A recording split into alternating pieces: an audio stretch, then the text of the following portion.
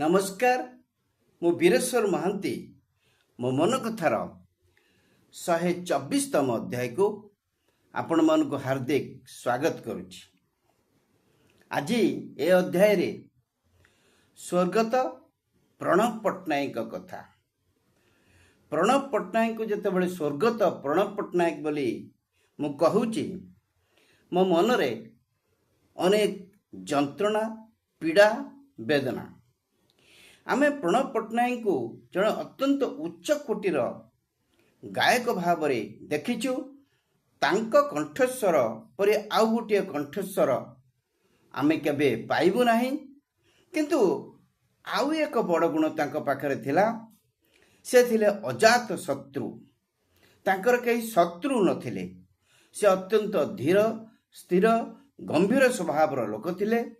ସମସ୍ତେ ତାଙ୍କୁ ଭଲ ପାଉଥିଲେ। କେବେ କାହା ସାଙ୍ଗରେ ସେ କୌଣସି ଖରାପ ବ୍ୟବହାର କରିଥିବାର ତାଙ୍କର 88 ବର୍ଷର ଜୀବନ କାଳ ମଧ୍ୟରେ ଦେଖାଯାଏ ନାହିଁ। ତାଙ୍କର ବିୟୋଗ ସହିତ ଓଡ଼ିଶାର ଗୋଟେ ସଙ୍ଗୀତ ଯୁଗ, ଗୋଟିଏ ଯୁଗର ପରିସମାପ୍ତି ହେଲା।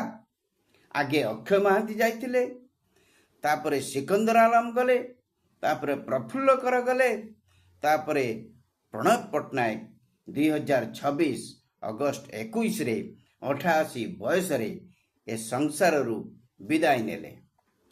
ସେ ବିଦାୟ ନେଇଗଲେ ସତ, କିନ୍ତୁ ତାଙ୍କର ଯେଉଁ ଛାପ ସେ ଛାଡ଼ି ଯାଇଛନ୍ତି, ସେ ଛାପ ଓଡ଼ିଆ ସଙ୍ଗୀତ ଜଗତରେ ସବୁଦିନ ପାଇଁ ଅମ୍ଳାନ ହୋଇ ରହିବ।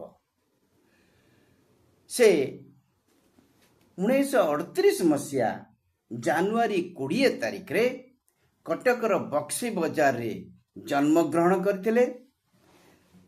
ସେ ଜଣେ, ତାଙ୍କର ପରିବାର ଜଣେ ଖୁବ୍ ଭଲ ପରିବାର। ତାଙ୍କର ପିତା ଥିଲେ ଲାଲମୋହନ ପଟ୍ଟନାୟକ। ସେ ବାଚସ୍ପତି ଭାବରେ ବିଧାନସଭାର କାର୍ଯ୍ୟ କରୁଥିଲେ। ଏଣୁ ଗୋଟିଏ ଖୁବ୍ ଭଲ ପରିବାରରୁ ସେ ଆସିଥିଲେ। ତୁଳସୀ ଦୁଇ ପତ୍ରରୁ ବାସିଲା ପରି ସେ 5 ବର୍ଷ ବୟସରୁ ତାଙ୍କର ଯେ ଗୀତ ଗାଇବାରେ ଅଗାଧ କ୍ଷମତା, ଅଗାଧ ଦକ୍ଷତା ଥିଲା, ସେ କଥା ପ୍ରମାଣିତ ହୋଇଥିଲା। ସେ ପ୍ରାୟ 200 ଚଳଚ୍ଚିତ୍ରରେ ଗୀତ ଗାଇଥିଲେ। ସବୁ ପ୍ରକାର ଗୀତ। ସେ ରୋମାଣ୍ଟିକ ଗୀତ ଗାଇଥିଲେ, ସେ ଆଧୁନିକ ଗୀତ ଗାଇଥିଲେ, ସେ ଭଜନ ଗାଇଥିଲେ, ଜଣାଣ ଗାଇଥିଲେ। ସେ ସବୁ ପ୍ରକାର ଗୀତ ଗାଇଥିଲେ। ପ୍ରାୟ 4000 ଗୀତ ସେ ଗାଇ ଓଡ଼ିଶାର ସଙ୍ଗୀତ ଜଗତକୁ ସମୃଦ୍ଧ କରିଛନ୍ତି। ତାଙ୍କର ସେ ପ୍ରଥମ ଚଳଚ୍ଚିତ୍ର ହେଉଛି 1958 ମସିହାରେ ଭୁବନେଶ୍ୱର ମିଶ୍ରଙ୍କ ପ୍ରଥମ ଚଳଚ୍ଚିତ୍ର ମାରେ ସେ ପ୍ରଥମ ଗୀତଟି ଗାଇଥିଲେ। ଯେଉଁ ଗୀତଟି ହେଉଛି ବେଦନା ସାଗର ତୀରେ ଉଦାସୀ ମୁଁ ବଇଁଶୀର ସୁରେ। ପୁଣି 1993 ମସିହାରେ ତାଙ୍କର ଶେଷ ଗୀତ ସେ ଗାଇଥିଲେ ଆଶା ଚଳଚ୍ଚିତ୍ର। ବହୁ ଗୀତ ସେ ଗାଇଛନ୍ତି, ବହୁ ସମ୍ମାନ ସାଉଁଟିଛନ୍ତି, ଜୟଦେବ ପୁରସ୍କାର ପାଇଛନ୍ତି, କବି ସମ୍ରାଟ ଉପେନ୍ଦ୍ର ଭଞ୍ଜ ସମ୍ମାନ ପାଇଛନ୍ତି, 8 ଥର ଶ୍ରେଷ୍ଠ ପ୍ରଚ୍ଛଦ ପଟକ ଗାୟକ ଭାବରେ ସମ୍ମାନିତ ହୋଇଛନ୍ତି। କୌଣସି ସମ୍ମାନ ତାଙ୍କ ପାଖରେ ବାକି ନାହିଁ।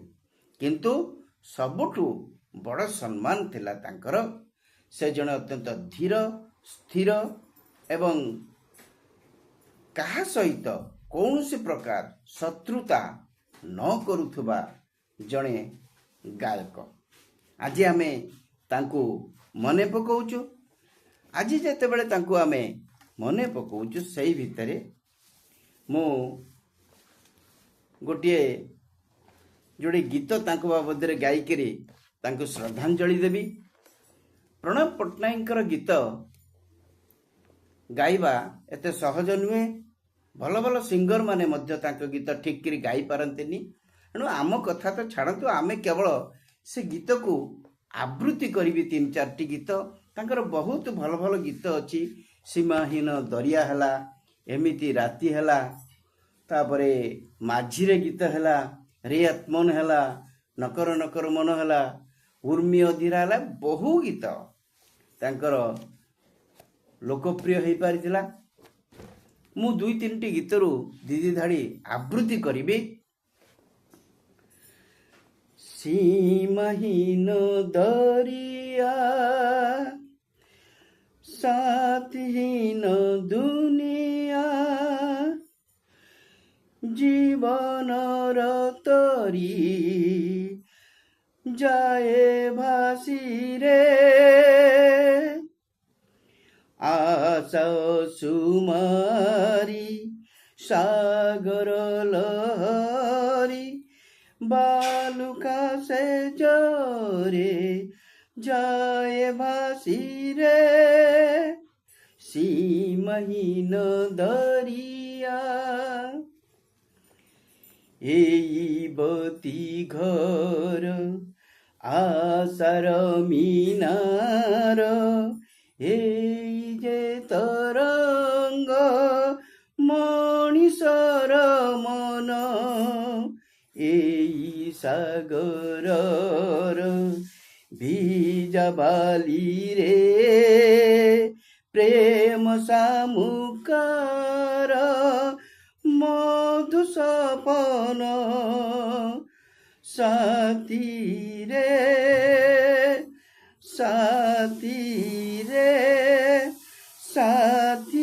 की मधुर से आहा आहा आहा हो सीमाहीन दरिया। एटा बतीघर सिनेमार ए गीत। आउ गोटे गीत बहुत पपुलार होता तांकर सेथुरु दी धाड़ी एमिति राती जे अभुला स्मृति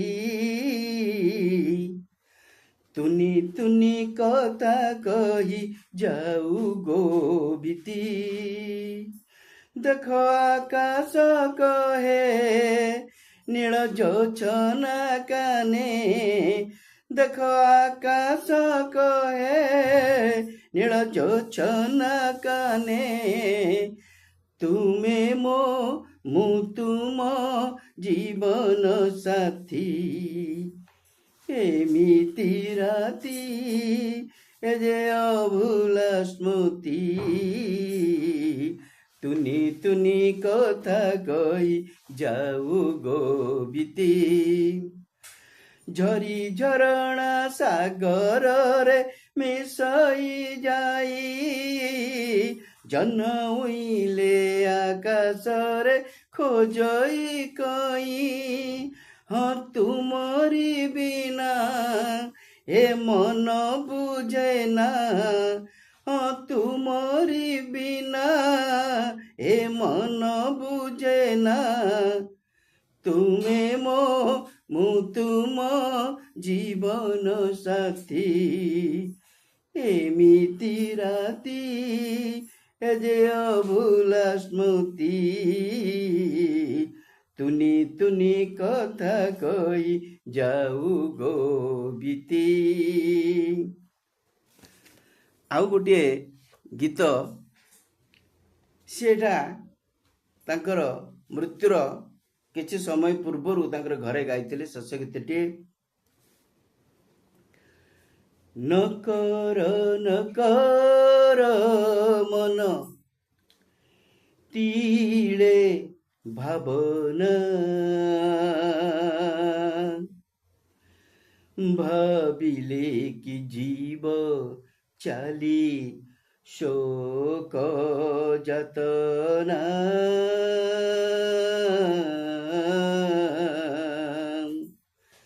नकर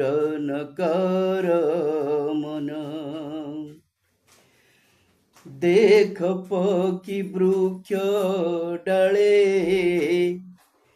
बसीछि पत्र गहळे देख पकी वृक्ष डाले बसीछि पत्र गहळे बसिअछि एका एका ବସିଅଛି ଏକା ଏକା ନାହିଁ ଶୋଚନା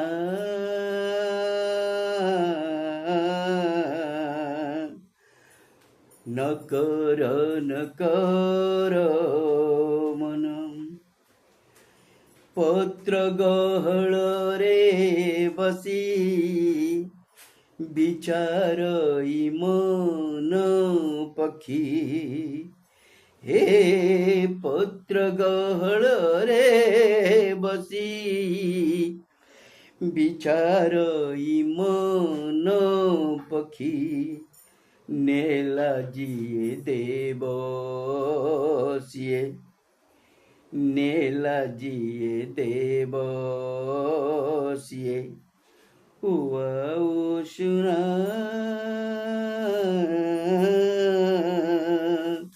न कर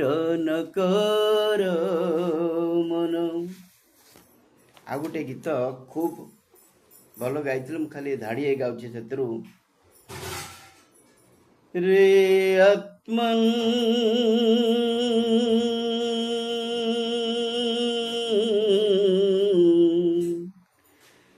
निद्रा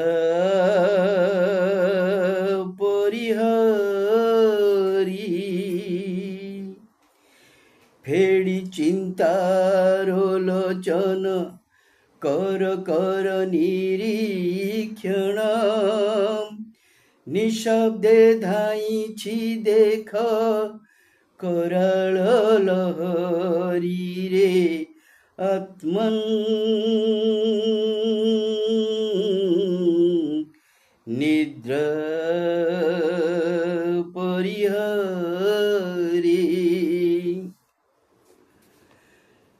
प्रणय पट्टनायक विषय कहिले गाइले सरीबनी।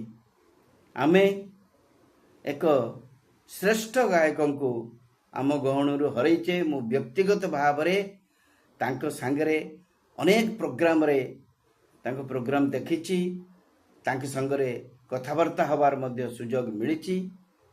जा हो जणे उज्जवल तारका ओडिशा संगीत आकाश रु निर्वापित होई गले। तांको आज आमे श्रद्धांजलि दबा एवं यही अवसर रे मु तांको कोटि नमस्कार करुछि एवं मोर आजर ये अध्याय प्रणय पट्टनायक पई जो अध्याय मु करछि अध्याय शेष करुछि। आपण मानको केमिति लागिला मतामत दे जणैबे, कारण प्रणय पट्टनायक गीत गाइबा रो स्टैंडर्ड आमर नाही, किंतु केवल मने पकेवा कथा। से जाहाउ मु आज ये अध्याय मोर ये रखुची। अध्याय केमिति लागिला आपण माने आपण मानकर मत दे जणैबे। जदि भल लागि थाए लाइक करिवे, शेयर करिवे, सब्सक्राइब करिवे। आज पई एतिकी। वंदे उत्कल जननी। जय जगन्नाथ।